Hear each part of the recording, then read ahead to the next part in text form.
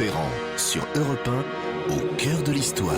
Et Franck Ferrand nous emmène aujourd'hui sur Europe 1, sur son terrain de prédilection. Bonjour Franck. Bonjour Julia, ben oui, moi qui passe mon temps à me présenter comme un généraliste de l'histoire, il fallait bien qu'une fois au moins je fasse un peu office de spécialiste. Alors vous aurez remarqué que j'ai tenu quand même 2 semaines et demie, Julia, c'est vrai. avant d'en venir à ce Versailles de Louis XV qui a été jadis l'objet de mes travaux d'étudiant. Bravo Franck, je note que c'est un effort louable. Alors plus que jamais, j'invite nos auditeurs à vous adresser leurs questions par mail à l'adresse d'Europe 1, www.europe1.fr ou bien par message direct sur la page Facebook de l'émission qui s'appelle Au cœur de l'histoire. Nous allons nous intéresser à des affaires d'alcôve qui méritent leur statut d'affaires d'État puisqu'elles mettaient en jeu la personne royale. C'est en effet sur les amours de Louis XV que nous allons lever un coin du rideau au risque de découvrir que le bien-aimé, ce fut un temps le surnom de ce roi, fut en réalité plutôt mal aimé. Alors j'espère que vous n'allez pas encore jouer les briseurs de rêves. Mais non, au contraire, je vais vous aider à en constituer de nouveau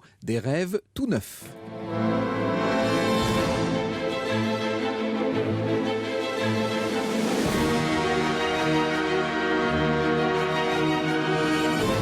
h 14h30 sur Europe 1. Au cœur de l'histoire, Franck Ferrand.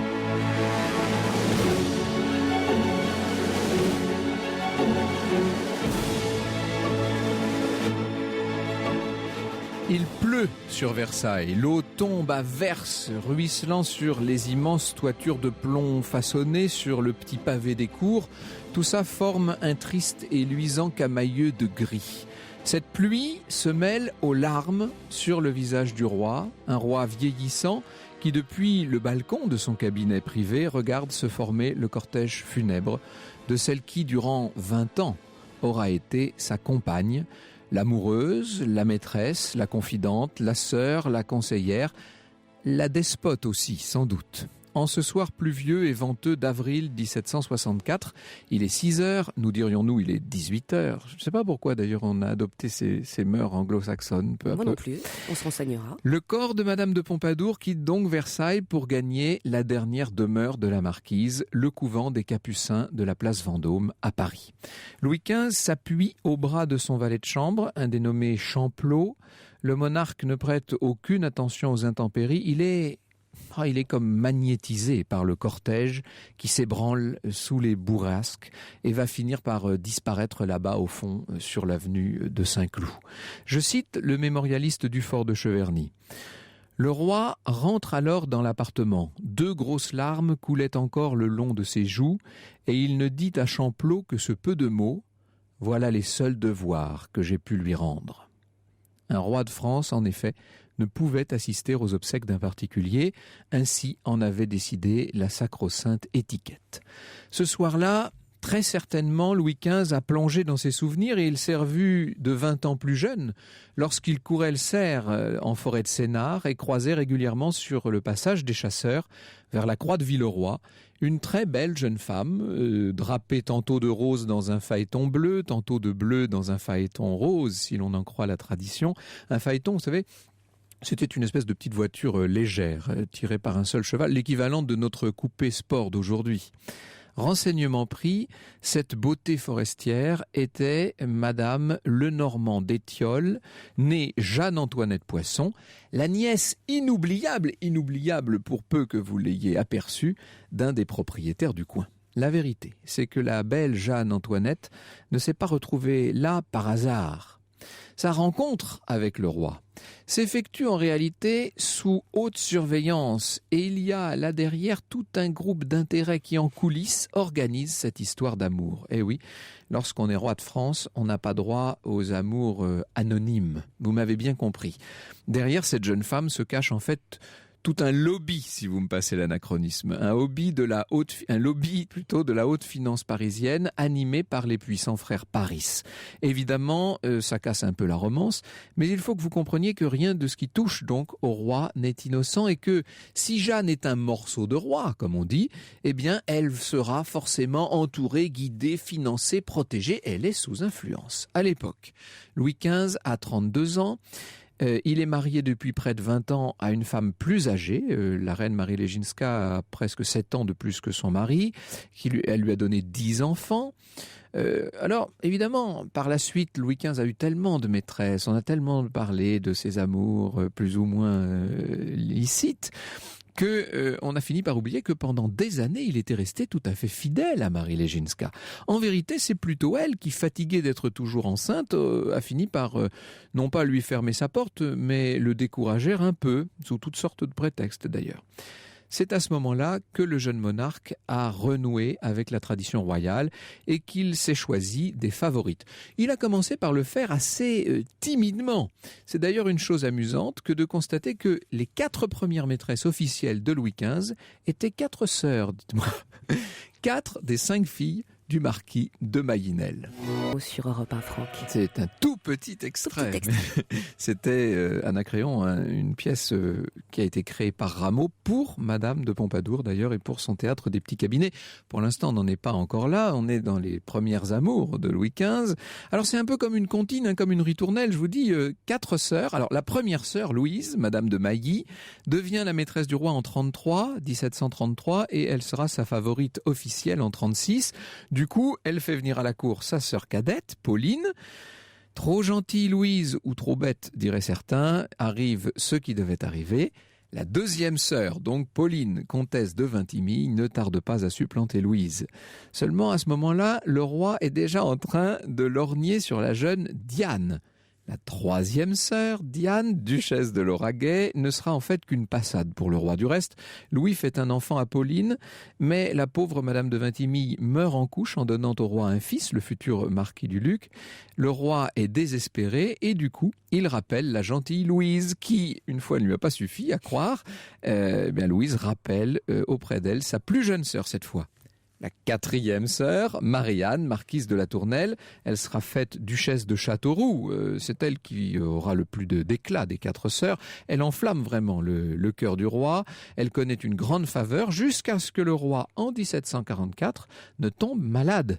C'est la fameuse maladie de Metz. À ce moment-là, le roi revient à la religion. Il fera ça toute sa vie, le pauvre Louis XV. Et il renvoie la duchesse de Châteauroux. Il va se tenir tranquille comme ça pendant une bonne année. Il n'y a donc plus de maîtresse en titre. Vous imaginez si les postulantes se bousculent au portillon. Au premier rang des candidates brille donc la belle Madame Lenormand d'Étiolles, que nous avons vue en forêt de Sénart sur son phaéton, et qu'un cercle de gens bien placés va littéralement jeter dans le lit du roi. Tout s'est fait pendant le carnaval de 1745.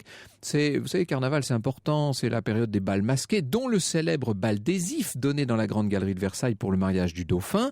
Pourquoi ce nom de bal des Ifs ? Eh bien parce que le roi, avec tout un groupe de ses compagnons, joyeux drilles, s'était déguisé en ifs, les arbres taillés du parc de Versailles. La charmante Jeanne vient quelque temps après passer des journées entières à Versailles dans l'appartement privé du roi, et puis elle reçoit son propre appartement au dernier étage, là-haut dans les attiques ouvrant sur le parterre du Nord. Pendant l'été, alors que le roi est en campagne dans les Flandres, ce sera la grande année de Fontenoy, eh bien l'abbé de Bernis, Voltaire en personne sont là pour façonner la future Madame de Pompadour. Je dis future, ça y est, elle a déjà reçu son brevet, elle est devenue marquise, le roi l'a titrée, il va bientôt la présenter. Madame de Pompadour est née, elle va régner sur Versailles pendant près de 20 ans. Au cœur de l'histoire revient dans un instant sur Europe 1. Au cœur de l'histoire s'intéresse aux amours de Louis XV sur Europe 1 et nous en sommes à Madame de Pompadour qui est en train de se faire une place à la cour. Et la grande question pour une nouvelle favorite comme ça qui arrive dans ce qu'on appelait ce pays-ci, c'est-à-dire la cour de France, c'est la présentation. Il faut être présenté pour pouvoir séjourner à la cour. Or, vous avez bien compris que jusqu'ici Louis XV avait choisi ses maîtresses non seulement dans la même famille, certes, mais en tout cas dans la haute noblesse, la noblesse de cour. Madame de Pompadour a beau porter un beau titre tout neuf, marquise de Pompadour, elle n'est en rien de ce milieu. Elle appartient, elle, à la bourgeoisie financière de Paris, et ça, évidemment, c'est un énorme handicap. Seule l'appui et l'appui marqué du roi va permettre à notre Jeanne de surmonter une telle difficulté. Alors, elle a quand même, la princesse de de Conti pour marraine. Il y avait quelques dettes de jeu à solder. La princesse de Conti était ravie. On fait répéter à Jeanne toute la cérémonie de la présentation. Il faut dire qu'elle est une élève vraiment très douée. Et au jour fixé, la marquise de Pompadour se présente donc accompagnée de sa marraine de circonstance dans l'appartement du roi où la foule des courtisans est venue se bousculer pour la voir. Alors, le jour de la présentation, c'est l'étiquette. La dame doit être en robe noire, avec dentelle noire, parure noire, etc. Ce qui, dans le cas de Madame de Pompadour, rehausse l'éclat de son teint, lui donne un air sublime. Elle fait ses 3 belles révérences en entrant. On appelait ça des fromages, parce que ça s'effondrait comme un fromage frais que vous démoulez, vous savez. Et puis, on échange quelques mots d'usage. En l'occurrence, elle connaissait bien le roi, évidemment. Et elle fait ses 3 révérences à reculons en repoussant la traîne du pied tout en reculant. C'était très compliqué, toute cette histoire. Une traîne qui faisait plusieurs zones. Et il faut recommencer la même cérémonie chez la reine, chez les princes, chez mesdames. Enfin bon, c'est une longue corvée. Grâce à cela, en tout cas, la marquise fait désormais officiellement partie de la cour et le moment approche où elle va pouvoir commencer, si vous me passez l'expression, à renvoyer l'ascenseur. D'ailleurs, l'expression n'est pas fortuite puisqu'il y avait une chaise volante, un ancêtre de l'ascenseur dans l'appartement de Madame de Pompadour. C'était sa devancière qui l'y avait fait installer. Elle va pouvoir rembourser au centuple le coût de tous ses précepteurs, ses couturiers, ses carrossiers, ses agents de l'ombre, ses officiers complices et autres fonctionnaires qui l'ont aidé à parvenir là où elle est. Le fait est que Madame de Pompadour se révèle très vite d'une suprême habileté dans les affaires de cour et dans celles de la politique. Elle possède un entre-gens inné, elle comprend les rapports de force en un battement de cils, elle n'oublie jamais rien ni personne, sa présence d'esprit, son sens de la propos, son imagination politique vont faire l'admiration et même, disons-le, l'agacement de toute la France et de toute l'Europe. Malheureusement pour elle, il est un domaine où elle est moins à l'aise et c'est celui de l'amour. C'est embêtant ça pour une maîtresse royale. Louis XV lui reproche très vite d'être froide, sans entrain, sans disposition pour les choses de la chair. Et Jeanne comprend que c'est évidemment son point faible. C'est le défaut de sa cuirasse. Des années durant, on va la voir faire des efforts sur ce terrain. Elle se bourrera de chocolat, de gingembre, de poivre, de tous les excitants possibles. Elle demande des conseils à toutes ses amies, dont certaines évidemment sont un peu moins réservées qu'elle. Mais elle peine, quoi qu'il arrive, à satisfaire le roi. Du reste, à plusieurs reprises, elle voit avec une sorte de terreur son royal amant s'intéresser de très près à d'autres jeunes beautés, bien résolues à lui donner le pion, et d'ailleurs de plus en plus jeunes qu'elle. Madame de Choiseul-Beaupré, Mademoiselle de Romans, qui va exhiber à Auteuil le beau poupin qu'elle a donné au roi. Bref, tout ça va rendre la vie de Madame de Pompadour extrêmement pénible, et sa dame de compagnie, Madame du Hausset, qui a écrit de passionnants mémoires, nous raconte à quel point elle vit dans les affres. Elle ne dort jamais la nuit, cette pauvre Pompadour, et ses journées sont pourtant longues et très remplies. Elle ne peut pas accepter cette situation, cette espèce d'évincement possible sans réagir, et on va la voir trouver peu à peu une parade. C'est elle-même qui va se mettre à choisir de jeunes filles sans cervelle, jolies mais pas dangereuses, qu'elle va pousser dans le lit du roi avant de les escamoter à tour de rôle. C'est l'origine de cette espèce d'organisation occulte qui se met en place autour de Louis XV et que résume un nom, le Parc aux Cerfs. Alors on verra pourquoi ce nom de Parc aux Cerfs, on verra combien de jeunes femmes ont été accueillies, on les appelait les petites maîtresses.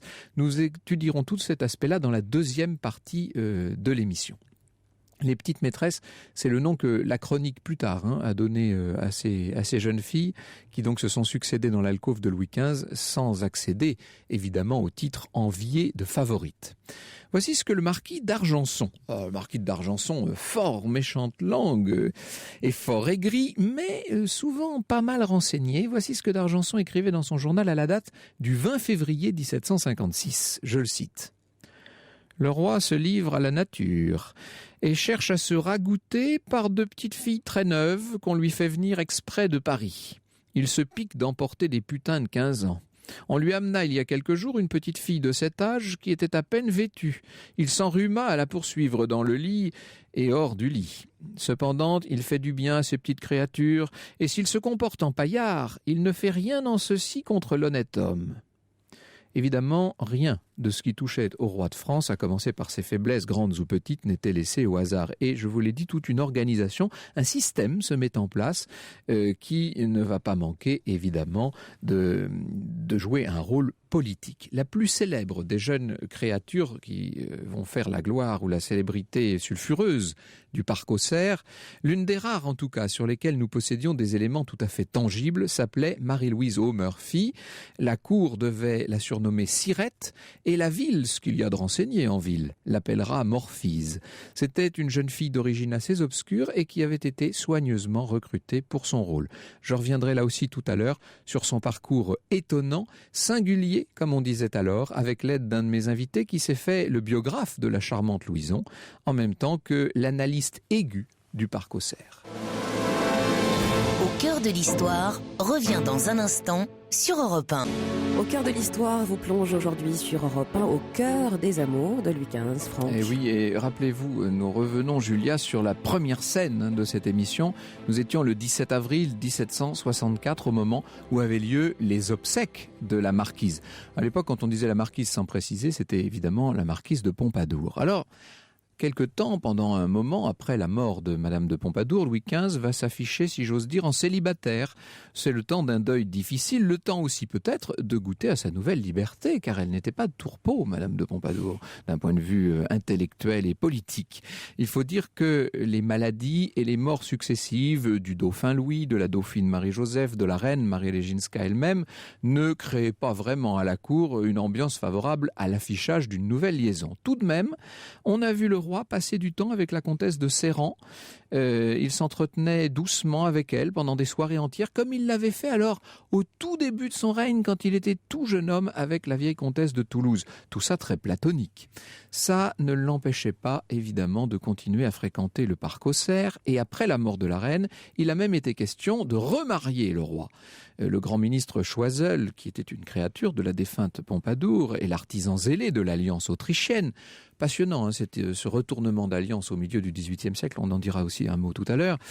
Choiseul, donc, aurait bien vu le roi convoler, par exemple, avec une archiduchesse viennoise, et pourquoi pas la petite Antonia, dite Marie-Antoinette, qui finira en fait par épouser le nouveau dauphin, le petit-fils de Louis XV. Tous ces plans sur la comète, toutes ces hypothèses allaient vite être balayées par l'irruption dans la vie du roi d'une nouvelle beauté ravageuse qui, d'évidence, va s'imposer comme le dernier grand amour de Louis XV. Probablement le plus grand de tous, d'ailleurs, et comme sa dernière favorite en titre, alors là, vraiment pas la plus facile à présenter à la cour. En effet, Jeanne Bécu, c'est son nom, est née au moment même où Louis XV croisait la future marquise de Pompadour en forêt de Sénart.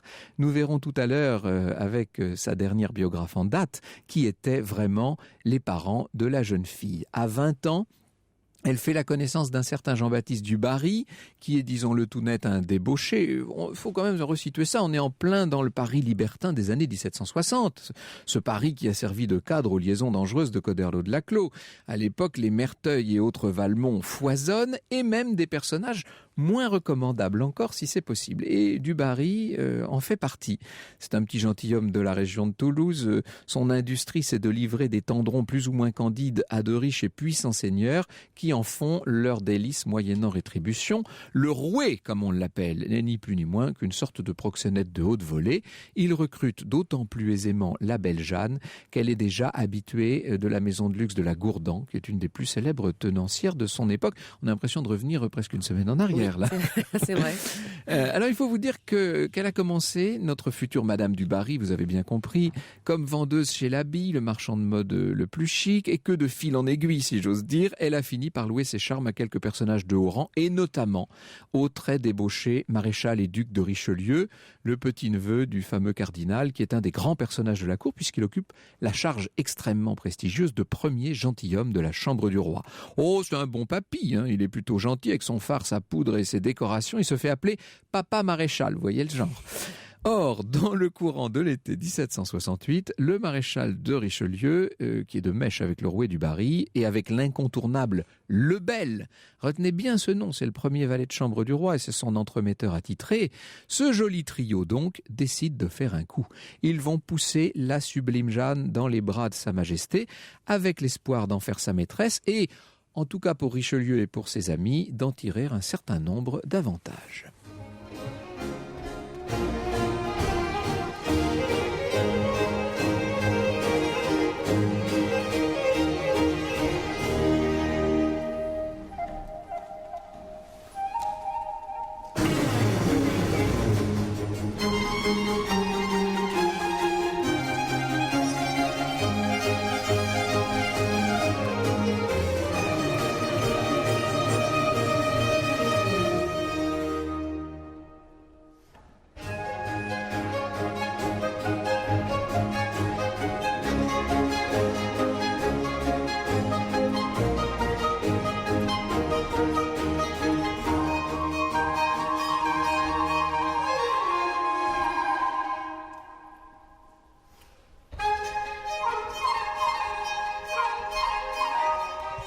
Nouvel extrait musical sur Europe 1, celui de Francoeur, Zélindor, roi des sylphes. Ouais, cette musique, charmantissime musique de cour de l'époque, un peu oubliée, il faut bien le dire. La rencontre entre le roi et la future du Barry a lieu à Compiègne. Louis XV est tout de suite enthousiasmé par la beauté, la finesse, l'éclat de la jeune femme. Il faut dire qu'elle est mais plus que ravissante. Il s'arrange pour la voir le plus souvent possible. Il la loge assez vite à Versailles. Attention, dans ces petits cabinets intérieurs, c'est du sérieux. On n'est pas très loin de la déclaration publique et pour permettre une présentation dans les règles à la cour, le rouet du Barry organise un mariage blanc entre Jeanne et son propre frère, le frère du rouet, le très banal comte du Barry. Voilà donc la petite grisette devenue comtesse du Barry. L'expérience dans les choses de l'amour, quand elle s'allie à la jeunesse et à la beauté, c'est un atout irrésistible. Louis XV a 60 ans et de se voir soudain rajeuni par cette déesse, le comble de joie. Mais en réalité, si Louis XV s'attache à ce point à Madame du Barry, c'est pour une autre de ses qualités. Et cette qualité, nous allons le voir tout à l'heure, c'est tout simplement sa bonté.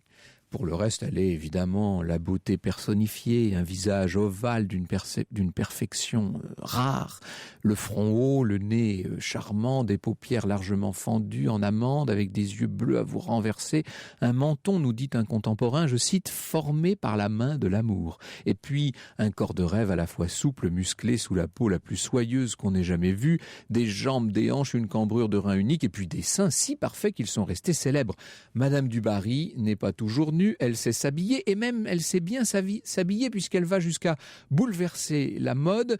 Elle porte le déshabillé mieux qu'aucune femme du monde. Elle impose en quelques mois un style décontracté qui va vraiment faire tache d'huile dans toute l'Europe. Elle impose aussi un décor tout nouveau dans l'esprit grec qu'on va appeler néoclassique. On en dira un mot aussi. À la cour, la nouvelle venue n'a bien sûr pas que des amis.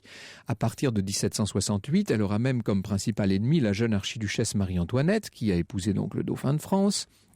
On peut dire que la haine de la future reine va littéralement couvrir la favorite de... Enfin, elle va plonger Madame du Barry dans les affres. Elle qui était si bonne et si gentille, qui est néanmoins l'otage du clan d'Aiguillon, les grands ennemis de Choiseul. Il y a là-dedans l'abbé Terray, le chancelier Maupeou, enfin tout le triumvirat, ça aussi on va en reparler.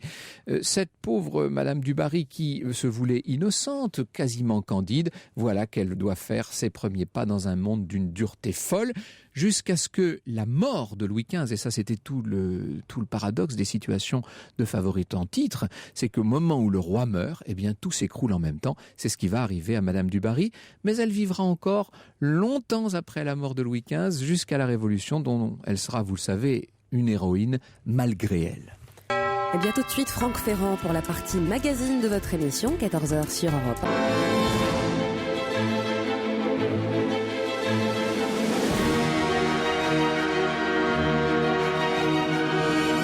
13h30, 14h30 sur Europe 1. Au cœur de l'histoire, Franck Ferrand. À la une aujourd'hui sur Europe 1, les amours de Louis XV. Et Franck, vos invités pour en parler sont la journaliste et historienne Janine Huas, mais également l'historien Camille Pascal. Janine Huas vient de publier chez Talandier Madame du Barry et Camille Pascal chez Perrin il y a déjà quelques temps Le Goût du Roi, Louis XV et Marie-Louise O'Murphy. Je suis ravi de les accueillir tous les deux. On est en famille là en quelque sorte entre 18e. On va essayer d'être le plus accessible possible et n'hésitez pas à nous envoyer d'ailleurs toutes les questions. On peut rappeler Julia que... Bien sûr, europe1.fr pour les mails mais aussi la page Facebook de l'émission. Voilà, je laisse ce soin à Julia parce que moi je me plante toujours, je me perds toujours dans ces questions-là. Je suis ravi de vous recevoir notamment tous les deux car vous êtes des chercheurs très sérieux, très précis. Vous êtes allés aux sources et sur un sujet qu'on pourrait croire extrêmement léger, futile, les petites maîtresses de Louis XV, ça a longtemps été l'objet de la chronique rose, notamment à la fin du 19e siècle. Nous dirons tout à l'heure un mot des frères Goncourt. Sur des sujets comme celui-là, vous êtes allés vraiment, je pense notamment à Janine Huas, à votre biographie de Madame du Barry, vous avez trouvé toutes sortes de documents nouveaux. Oui, et je me suis déplacée pour cela. Oui, il a fallu aller dans les fonds d'archives. Exactement, et en Angleterre et à Nantes, où je rends hommage, si on peut dire, à la bibliothèque municipale qui m'a trouvé des documents énormes concernant les loges de Nantes, un événement qui a beaucoup marqué Madame du Barry. Et puisque nous sommes mercredi et que notre sujet n'est pas forcément édifiant, j'en profite pour rappeler tout l'intérêt, toute l'importance qu'il peut y avoir à ce travail aux archives. C'est une joie inouïe lorsqu'on vous apporte une liasse au cœur de laquelle se trouve la pépite tant attendue. On attend ça pendant des jours et tout d'un coup, quand on trouve, j'avoue qu'on a presque envie d'embrasser son voisin. Qui se demande un peu ce qui vous arrive, mais comme il a vécu la même chose la veille, généralement, il comprend très bien. On peut dire, Camille Pascal, qu'il est possible de traiter de ces sujets très légers, avec tout le sérieux de la méthodologie historique actuelle. Oui, écoutez, c'était en fait le pari, l'enjeu de mon travail à l'origine. Traiter un sujet de petite histoire avec les méthodes et la méthodologie de la grande histoire. C'est-à-dire que il n'existe pas de petits sujets, contrairement à ce qu'on peut penser parfois sur les bancs d'université. Tout ce qui touche le pouvoir, et notamment le roi au XVIIIe siècle. Et là, c'est toucher le roi au sens propre. Oui, au sens propre. Et pas les écrouelles. Et donc, tout ce qui touche à la personne du roi et au pouvoir est évidemment peut être mis exactement sur le même plan. Et donc, je me suis armé des outils universitaires acquis lors de mon passage à l'université. Et j'ai essayé donc d'aborder cette affaire, non pas... Quand vous dites cette affaire, c'est toute l'organisation du parc Auxerre. C'est-à-dire comment on organise pour le roi une sexualité parallèle. C'est ça. Donc j'ai regardé cette question, non pas du côté avec le regard d'un romancier, mais avec celui d'un historien. Et d'ailleurs, heureusement, parce que ce que j'ai découvert est beaucoup plus amusant que ce que j'aurais jamais pu imaginer en tant que romancier. On a raconté des choses incroyables sur le parc Auxerre, et c'est évidemment la littérature pamphlétaire pré-révolutionnaire qui en a fait le plus, mais au 19e siècle, on n'était pas tellement en reste. On racontait en gros que c'était une sorte d'immense sérail au sein duquel on préparait de toutes jeunes filles en très grand nombre pour le roi. En fait, la réalité est quand même un peu plus modeste. Hein. Alors, c'est plus modeste, et surtout, c'est tout à fait dans les usages du temps. C'est-à-dire que, en fait, deux choses. Pourquoi cette légende noire ? Bien parce que les historiens du 19e siècle, comme les frères Goncourt, ont en fait lu tous les pamphlets qui ont été publiés à la mort de Louis XV contre Louis XV et la du Barry, essentiellement. Et donc, de ces pamphlets, on a fait une réalité historique. Ça, c'est une première chose. Puis, les pamphlets qui ont d'ailleurs souvent été... C'est comme si, prenant des travaux de chansonniers ou de caricaturistes, on en écrivait aujourd'hui l'histoire, en fait. Hein, donc, il faut se méfier de ça, évidemment. On ne serait pas déçus. Donc, en fait... l'histoire est beaucoup plus simple, c'est-à-dire que nous arrivons dans une période où la sexualité du roi ne peut plus être affichée comme elle l'a été sous le règne de Louis XIV, par exemple, et je ne parle même pas d'Henri IV. Et donc, l'opinion publique a une importance plus forte, et donc on doit cacher la sexualité du monarque. Et alors le monarque le roi va faire exactement comme les grands seigneurs de son temps, c'est-à-dire qu'il va prendre une petite maison, c'est-à-dire ce qu'on appelle à l'époque une petite maison, c'est-à-dire une maison de rendez-vous. Cette maison, ce qui est incroyable, moi qui ai été versaillais quelque temps, et un vrai versaillais d'élection, par amour pour cette ville et ce château et ce domaine, c'est que cette maison, elle existe toujours. Elle a été beaucoup étoffée depuis, mais enfin c'est la maison du 4 rue Saint-Médéric. Hein, alors il en existe plusieurs. Oui, il en existe plusieurs. La maison du 4 rue Saint-Médéric a certainement uniquement servi pour accueillir les filles qui arrivaient de Paris, les préparer et les emmener. Elles n'y couchaient pas, parce qu'en fait c'était une baraque assez immonde. En tout cas, ce dont on est sûr, c'est que le roi n'y venait pas. Il se serait demandé où on l'amenait. Donc c'était simplement un endroit où on préparait les filles pour les amener, les filles d'un soir, pour les amener à la cour. Et puis à côté de ça, vous avez d'autres maisons, notamment la maison qui a abrité les amours de Marie-Louise au Murphy, qui n'est autre que la maison de l'intendant de la marquise de Pompadour, ce qui montre le lien de complicité. Hein. On en reparlera peut-être tout à l'heure, je ne vais pas monopoliser la parole.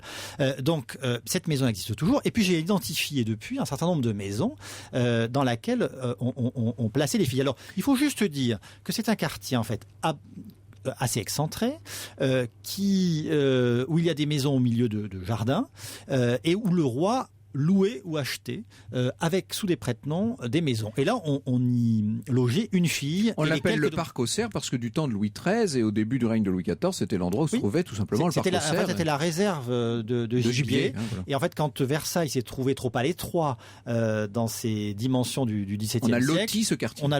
Et c'est un quartier qui n'a jamais pris, en fait, jusqu'à la fin du XVIIIe siècle, et donc il était assez peu occupé, donc discret. Alors, d'un point de vue très concret, Camille Pascal, et avant que nous n'en venions évidemment à l'aventure de Madame du Barry, d'un point de vue très concret, ça se passait comment? Le roi se déplaçait, il sortait du château pour aller rencontrer ces jeunes filles? Il y a deux choses. Au début, donc pour Marie-Louise O'Murphy, on loge Marie-Louise O'Murphy dans cette très jolie maison qui existe toujours, qui est une vraie maison de rendez-vous. Il y a un grand salon. Marie-Louise O'Murphy peut être considérée en quelque sorte comme le symbole, hein, c'est l'archétype Oui, parce que c'est elle qui inaugure ce système du parc aux cerfs. En fait, cette séparation entre la vie de cour et la vie sexuelle du roi. On la voit sur la couverture de votre livre, peinte par oui, c'est les plus belles fesses Boucher, évidemment. de l'histoire de peinture l'art du XVIIIe siècle. Et donc, en fait, ce qui s'est passé très certainement, c'est que pour les premiers rendez-vous, Mademoiselle O'Murphy est amenée au roi. Le roi dispose, enfin plus exactement son premier valet de chambre, dispose d'un certain nombre de pièces aveugles qui se trouvent exactement au-dessous des appartements du roi, que j'ai pu identifier. C'est assez compliqué, d'autant que les lieux ont été très modifiés. Et en fait, le roi, nous savons que le roi en 1752 fait aménager un escalier entre son cabinet de travail et cette pièce, que l'on appelle le trébuchet, parce que le roi, il prenait des jeunes oiseaux. Voilà. Donc là, la pièce est aveugle, elle est sous l'autorité directe du premier valet de chambre et de la garde royale, donc et elle est protégée. Alors là, le roi a ses rendez-vous, disons ses 5 à 7 discrets, mais à certains moments, on pense que Louis XV est allé discrètement au parc aux cerfs. On peut retracer le trajet avec une voiture qu'on appellerait aujourd'hui une voiture banalisée. Mais à partir de 57, donc l'attentat de Damien, des efforts incroyables pour passer inaperçu, pour se faufiler. De nuit avec une cape et un chapeau. Il faut avoir avec soi le premier valet de chambre qui a toutes les clés, donc ça permet de. J'avais réussi à retrouver le chemin, c'est assez discret. Et donc le roi a certainement retrouvé Marie-Louise O'Murphy dans cette maison. Simplement avec l'attentat de Damien, la sécurité se renforce et là on amène les filles au roi. L'attentat contre Louis XV en 1757. Nous allons revenir sur la trajectoire de Marie-Louise O'Murphy qui préfigure en quelque sorte celle de Madame du Barry. L'histoire sur Europe 1, c'est avec Franck Ferrand. Franck Ferrand sur Europe 1, au cœur de l'histoire. Et on vous retrouve, Franck, avec vos invités sur Europe 1 pour parler des amours nombreuses de Louis XV. Oui, je suis ravi parce que ça suscite des questions, tout ça. Alors, pour résumer ces questions, Camille Pascal, vous nous parliez donc de cette organisation. Comme vous dites, c'est l'organisation d'une sexualité parallèle pour le roi de France. Alors, on dit la préparation, il fallait les préparer. Ça veut dire quoi d'un point de vue concret? Alors, les méchantes langues disaient les laver.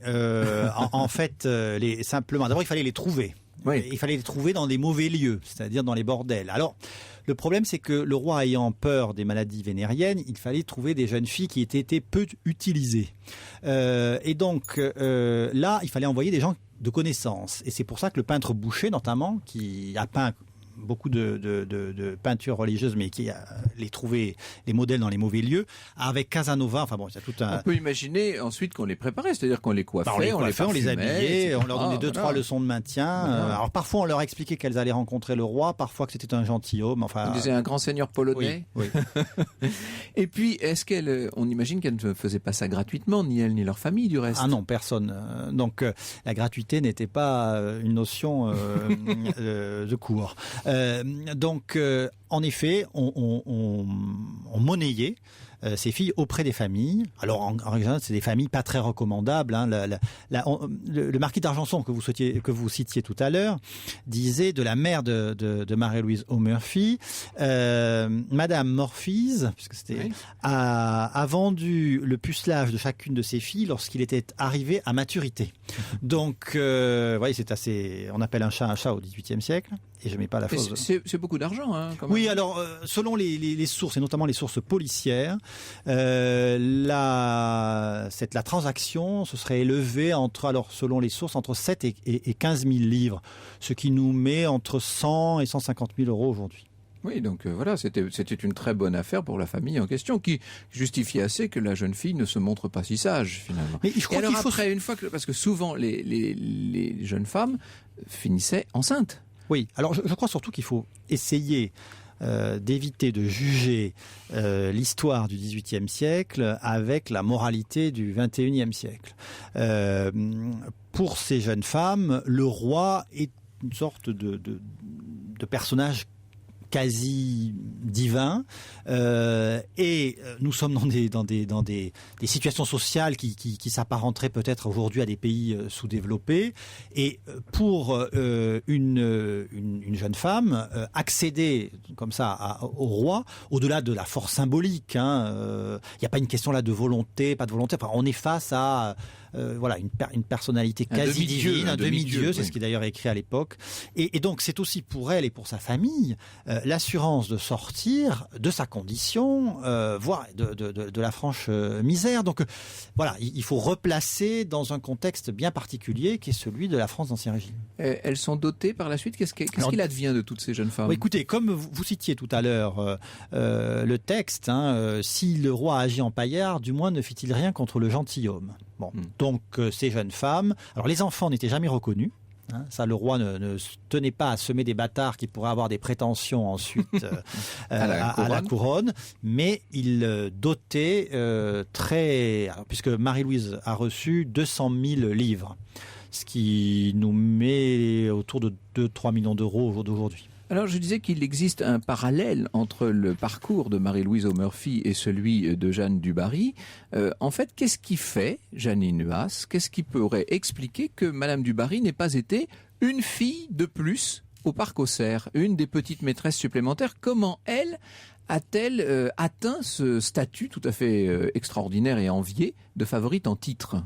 Bien, déjà, elle était soutenue par le Jean du Barry, comme vous l'avez dit tout à l'heure, et par Richelieu. Déjà. Par le maréchal de Richelieu. Je précise pour les gens qui prendraient en cours, nous ne confondons pas les siècles. Avec le duc. Et présentée par eux, elle avait déjà une valorisation plus grande. Et ensuite, sa technique du plaisir, qu'elle avait profondément, eh bien, l'a valorisée terriblement auprès du roi. Et il l'a très très vite installée, d'abord à l'extérieur, et ensuite, une fois Lebel mort, dans la chambre et dans l'appartement de Lebel. Autrement dit, elle était d'une toute autre dimension par rapport à ses devancières, on peut le dire. Oui, elle avait eu une très bonne éducation, et c'est là ce qu'il faut la rapprocher de Madame de Pompadour. Elle n'était évidemment pas noble, mais elle avait eu une très bonne éducation grâce à un des amants de sa mère. En dépit d'origine pour le moins frelatée tout de même. Hein. Oui. Il faut que vous nous expliquiez qui était sa mère et surtout son père, ce qui est incroyable. Sa mère était Anne Bécu, une simple couturière à Vaucouleurs, et le père était un moine de l'ordre des franciscains de Vaucouleurs, qui est toujours une petite ville à proximité du duché de Lorraine. Qui a laissé un nom dans une toute autre épopée avec une toute autre Jeanne. Oui, voilà. Donc, elle était issue quand même d'un très modeste milieu. Oui. Seulement un des amants de sa mère, le monsieur Biard du Monceau, a été à même de la faire élever très, très correctement par les dames de Saint-Or, qui est un couvent qui n'existe plus. Il y a encore un pan de mur sur les pentes de la montagne Sainte-Geneviève. Donc elle a été là très bien élevée, comme l'avait été Madame de Pompadour. Est-ce qu'on peut dire, Camille Pascal, que si Madame du Barry a eu le destin qui a été le sien, c'est aussi parce qu'il y avait une cabale politique qui avait tout intérêt à la placer dans le lit du roi, et donc Madame de Pompadour n'étant plus depuis déjà longtemps, depuis 4 ans, il était peut-être plus facile d'imposer une nouvelle maîtresse. Alors là-dessus, je serais plus réservé. Je crois, d'abord, il y a une grande absente, c'est Madame de Pompadour. Donc la place de maîtresse en titre est libre. C'est donc, ça, depuis déjà presque 5 ans. Mais à l'origine, la cabale donc autour de Richelieu, de Lebel, dans l'idée de Lebel, c'est Lebel qui va présenter donc le premier valet de chambre, qui essayait les jeunes femmes avant le roi, pour être sûr qu'elles ne soient pas gâtées. Donc donc c'est pas sûr. Lebel en fait est extrêmement surpris lorsque le roi lui demande de préparer Madame du Barry pour qu'elle soit présentée. Là, il y a une anecdote incroyable, c'est que donc le roi s'adressait à Lebel par son prénom, ce qui était rarissime. Et donc, on a fait croire au roi, il faut se souvenir, on a fait croire au roi que la du Barry était mariée lorsqu'on la lui a présentée. Et une femme qui n'est pas mariée ne peut pas être présentée à la cour. Et lorsque le bel dit au roi, en prenant des précautions, que la du Barry n'est pas mariée et qu'elle ne pourra pas être présentée, Louis XV, qui est là vraiment, je crois, comme vous l'avez dit, madame, sous le coup d'un... oui, il est vraiment dans un coup de foudre érotique. Aurait pris la pincette qui lui servait à attisonner le feu et aurait menacé le bel en disant « Dominique, eh bien, si elle n'est pas mariée, mariez-la ». Voilà.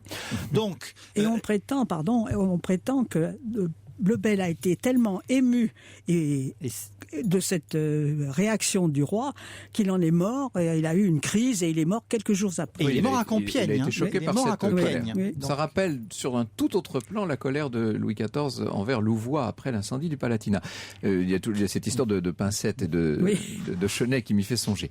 Nous allons entendre, si vous le voulez bien, c'est assez léger ça, mais c'est tellement charmant, un extrait du film très agréable et amusant qu'avait réalisé Christian Jacques dans les années 50, c'était en 1954, sur Madame du Barry. On l'entend dans une sorte de gentille scène de ménage avec Louis XV, et c'est bien sûr dans le rôle de la du Barry, Martine Carole. Mais pourquoi ce complot? Pour que vous me chassiez de Versailles. Ils me haïssent, vous le savez bien, et Choiseul me méprise. Mais si ce soir il me trouvait dans son lit, il ne me renverrait pas dans le vôtre. Et ils n'ont pas hésité pour ces fins misérables à m'infliger cette humiliation publique? Et Dieu à qui je demande des comptes. Mais faites-lui confiance, il prendra sa revanche. Ce sont eux qui iront en enfer. L'enfer, moi, j'y suis déjà. Oui, sire, déjà. Votre cour me pue au nez. Plaît-il? Au nez, sire. Tous se liguent contre moi, qui ne leur souhaitent aucun mal. La Gramont, vos filles, le Dauphin, Choiseul. Quant à Marie-Antoinette, elle ne s'est pas encore résignée depuis 4 ans à m'adresser la parole. Puissant autrichien. Mais que lui ai-je fait, moi, cette petite rousse? Je l'ai toujours traitée avec les plus grands égards, toujours. Même, je la trouve charmante pour une étrangère. Si. J'ai d'autant plus de mérite à le dire que j'en pense pas un mot. Ah, vous voyez que je suis de bonne foi, hein? L'histoire sur Europe 1, c'est avec Franck Ferrand. Cette petite rousse, dit Martine Carole en interprétant le rôle de Madame du Barry à propos de Marie-Antoinette. J'en profite pour préciser que Madame du Barry était blonde, mais absolument blonde. Je dis ça, Janine Nuas, parce que dans presque tous les films qu'on voit en ce moment, elle nous apparaît Coppola, brune. Quand on la voit brune et laide, c'est épouvantable pour quelqu'un qui a travaillé sur Madame du Barry. Oui, elle était d'une blondeur absolue, disons. Alors, ce qui est intéressant dans cette affaire, c'est que nous parlons sérieusement de choses légères, et nos auditeurs veulent à tout prix nous ramener à la grande histoire. Quel a été le rôle politique de Louis XV? Alors quelqu'un nous demande, ça fait quand même un peu le lien, est-ce que ces maîtresses royales ont contribué à couler la France? Nous demande Patrick. Est-ce que ce sont elles qui ont coulé la France, Camille Pascal? Oh non. Le système craquait de toutes parts. Louis XV, à la fin de sa vie, d'ailleurs porté par cette nouvelle jeunesse que lui offre la du Barry, va prendre des mesures extrêmement drastiques pour essayer de redresser un royaume dont il sent, parce que Louis XV est un de nos rois intelligents, ce qui n'a pas été le cas de toute la série. Et donc, c'est vrai qu'un de nos auditeurs, Grégoire, nous dit que ça devait être dur pour lui. Il succédait à Louis XIV et il était le prédécesseur de Louis XVI. Certes, mais c'est quand même un important roi. Son règne est très long, on l'oublie souvent.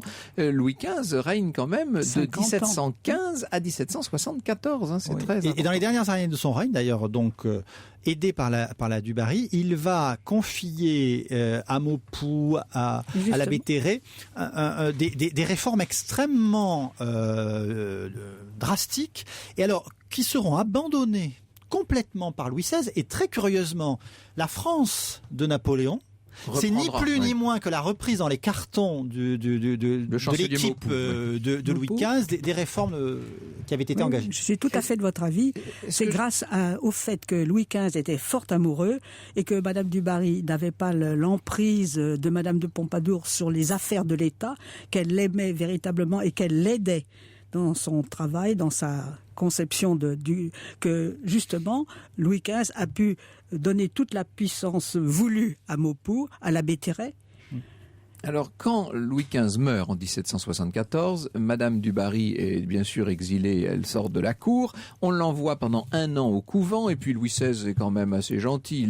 Mais on trouve, moi j'ai été frappé de voir, à force de travailler sur Madame du Barry, que Louis XVI n'avait pas du tout l'attitude méchante. Non, qu'on a voulu lui... Ah oui, ça. Il y en a vraiment des preuves nombreuses. Est-ce que je peux vous confier une mission, Jeanine Huas? Est-ce qu'en 1 minute et demie, je reconnais que c'est un peu difficile, allez, je vous donne 2 minutes, vous pouvez me raconter ce qu'est devenue Madame du Barry après Louis XV, après son retour, donc elle est venue s'installer à Louvciennes, qui était sa propriété. Elle a été donc chassée de la cour, et non pas par Louis XVI comme on le disait, mais parce que Louis XV l'avait décidé. Elle est allée chez le duc d'Aiguillon, oui. Puis après, elle a été envoyée à Pont-aux-Dames, où elle est restée un an au couvent, et non pas si terrible que ça. Il y a beaucoup de preuves que c'est pas si terrible. Ensuite, elle est allée acheter le château de Saint-Vrain, où elle est restée presque 2 ans. Après, elle est allée s'installer dans sa fameuse maison de Louvciennes. Elle a été forte amoureuse d'un homme. Elle a eu une passion formidable pour un Anglais, mais qui n'a pas duré, parce que l'Anglais ne voulait pas d'elle, voulait juste avoir l'ancienne maîtresse de Louis XV. Et après ça, eh bien, elle a vécu avec le duc de Brissac, qui va mourir dans des circonstances horribles au moment des massacres de septembre 1792. Et puis après, la Révolution la prendra. Elle était riche, elle était connue, elle a aidé les émigrés en Angleterre, et bien sûr... Alors il y a cette affaire, je vous donne 30 secondes de plus, parce qu'il y a quand même cette affaire terrible de ces bijoux qu'elle a voulu à tout prix récupérer après le vol de ces joyaux. C'est à cause de ça, au fond, qu'elle est morte, véritablement. Alors elle est allée en Angleterre. Elle est allée 4 fois en Angleterre. Et si elle était restée en Angleterre la 4e fois, comme on le lui conseillait, eh bien, elle ne serait pas morte. On lui conseillait ça parce que c'était la Révolution. Exactement. Et que c'était même la terreur. On arrivait dans une période très dangereuse. Et malgré ça, on ne comprend pas, elle vient se jeter dans la gueule du loup. Elle rentre en France en pleine Révolution. Oui, mais enfin, parce qu'elle est tombée une fois de plus amoureuse. Voilà. Elle était amoureuse du duc de Cossé-Brissac, et elle est morte du fait d'avoir être revenue en France. Alors, elle va monter sur l'échafaud. Elle fait partie des victimes. Alors, elle, vraiment de la Révolution, elle a été guillotinée. Elle a été guillotinée 52 jours après Marie-Antoinette. Ce qui n'est pas du tout le cas de Louison O'Murphy, qui elle a survécu à la Révolution, Camille Pascal. Oui, parce que Marie-Louise a toujours été entretenue dans le secret. Elle n'a pas eu à l'époque les honneurs de ce qu'on appellerait les médias et des gazettes. Et en fait, personne n'a vraiment connu son existence. D'ailleurs, moi j'ai pu découvrir qu'elle était tournée dans le lit du roi juste quelques mois avant l'arrivée de la du Barry. Et donc elle sera enfermée, mais elle va se débrouiller extrêmement finement, au point d'ailleurs que lorsqu'elle sort de prison au moment à la fin de la terreur, elle a tellement eu peur qu'elle épouse un conventionnel qui a 30 ans de moins qu'elle. Voilà. Elle divorcera d'ailleurs dès que les choses reviennent dans le calme pour récupérer sa fortune. Camille Pascal, Le Goût du Roi, c'est édité chez Perrin. C'est donc toute l'histoire à travers la O'Murphy de cette maison du Parc Auxerre. Et Madame du Barry, la biographie de Jeanine Huas, est parue chez Talandier. Merci beaucoup d'avoir été des nôtres et de nous avoir éclairés sur cette période un peu sombre de notre histoire. Je peux parler ? Notre favorite, ou en tout cas la mienne, s'appelle Faustine Bollard. Bonjour Faustine. Bonjour Franck, bonjour à tous. Pendant 1 heure aujourd'hui, on va se poser la question, on va parler de la place des grands-parents dans les familles recomposées, une configuration familiale de plus en plus nombreuse en France. Nous avons déjà parlé des parents et des enfants qui vivent cette situation, mais jamais des grands-parents. Quelle autorité peuvent avoir ces beaux grands-parents avec leurs petits-enfants par alliance, Comment tisser des liens dans une famille recomposée, parfois pleine de tensions? Et si les grands-parents avaient un vrai rôle de médiateur? On va évidemment en parler. Alors appelez-nous si vous vivez cette situation. Quelle relation entretenez-vous avec les enfants de votre belle-fille ou votre beau-fils, s'ils ne sont pas ceux de votre propre enfant? Comprenez-vous? C'est ce qu'elle dit à Anne Romanoff. Compliqué. Comprenez-vous? On va en parler en tout cas. 3921 pour nous joindre. Faustine.europe1.fr. On se retrouve donc à Montpellier demain, Faustine. À Montpellier, voilà. Exactement. Bon voyage, Franck. Merci beaucoup, à vous aussi. À demain, Franck Ferrand.